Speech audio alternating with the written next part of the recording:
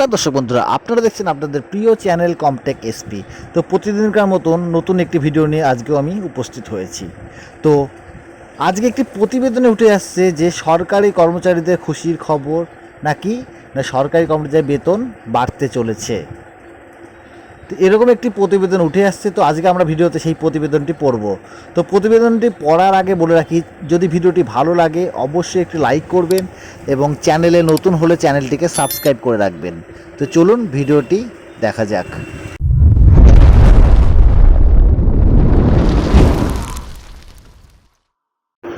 প্রতিবেদনে এমনটাই উঠে আসছে যে কিছুদিন আগে বড়সড় ধাক্কা খেয়েছে কেন্দ্রীয় সরকারি কর্মীরা। তৃতীয় মোদী সরকারের আমলে প্রথম কেন্দ্রীয় বাজেটে অষ্টম পে কমিশন ঘোষণার সম্ভাবনা থাকলেও তা হয়নি। আশায় রীতিমতন জল পড়েছে। গত মাসে 23শে জুলাই সংসদে বাজেট পেশ করেন কেন্দ্রীয় অর্থমন্ত্রী নির্মলা সীতারামন। তবে সেখানে সরকারি কর্মীদের অষ্টম বেতন কমিশন নিয়ে কোনো আপডেট আসেনি। কেন্দ্রীয় অর্থ প্রতিমন্ত্রী জানিয়েছেন যে আপাতত কোনো রকমের অষ্টম বেতন কমিশন বা নতুন বেতন কমিশন গঠনের বিষয়ে কোনো রকমের প্রস্তাব বিবেচনা করা হচ্ছে না, যা শুনে কার্যত হতাশ কেন্দ্রীয় সরকারি কর্মীরা। তবে বর্তমানে তারা সপ্তম বেতন এবং পেনশন, মহার্ঘ ভাতা এবং মহার্ঘ ত্রাণ সংশোধনের জন্য অপেক্ষায় আছেন। শোনা যাচ্ছে শীঘ্রই তাদের ডিএ বৃদ্ধি পেতে চলেছে। শোনা যাচ্ছে সামনেই মহার্ঘ ভাতা বৃদ্ধি পেতে চলেছে কেন্দ্রীয় সরকারি কর্মীদের, যার ফলে পকেটে আসবে বাড়তি অতিরিক্ত টাকা। নিয়ম অনুসারে বছরে দুবার নিজেদের কর্মীদের ডিএ বৃদ্ধি করে কেন্দ্রীয় সরকার। জানুয়ারিতে মহার্ঘ ভাতা 50% পৌঁছেছে, ফের ডিএ বৃদ্ধি করা হবে। সেপ্টেম্বর অক্টোবরে এই ঘোষণা করা হয়ে থাকে, যা 1 জুলাই থেকে কার্যকর হবে।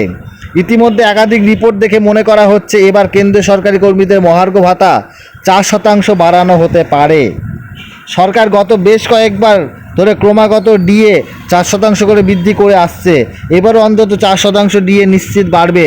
পাশাপাশি ফিটমেন্ট ফ্যাক্টরেও বাড়িয়ে দেওয়া হবে কর্মীদের জন্য। যদি ডিএ বৃদ্ধি পায় তাহলে সপ্তম পে কমিশনের ভিত্তিতে যে সকল সরকারি কর্মচারীদের মূল বেতন মাসে 18,000 টাকা, তারা প্রতি মাসে 720 টাকা এবং বছরে 8,640 টাকা করে পাবেন। যাদের মূল বেতন 20,000 টাকা, তারা প্রতি মাসে 800 টাকা করে এবং প্রতি বছর 9,600 টাকা বেশি পাবেন।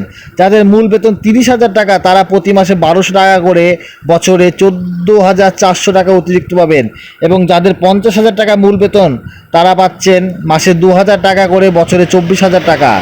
আর যে সকল কর্মচারীদের মূল বেতন 60,000 টাকা, তারা প্রতি মাসে 2,400 টাকা এবং প্রতি বছর 28,800 টাকা বেশি পাবেন। যাদের মূল বেতন 80,000 টাকা, তারা প্রতি মাসে 3,200 এবং বার্ষিক 38,400 টাকা পাবেন। যাদের মূল বেতন 1 লক্ষ টাকা, তারা প্রতি মাসে 4,000 টাকা এবং বছরে 48,000 টাকা পাবেন।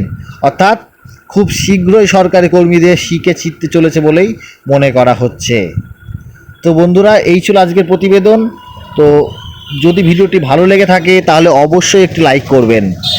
আজকের ভিডিও এতটাই, দেখা হচ্ছে পরের ভিডিওতে। ধন্যবাদ।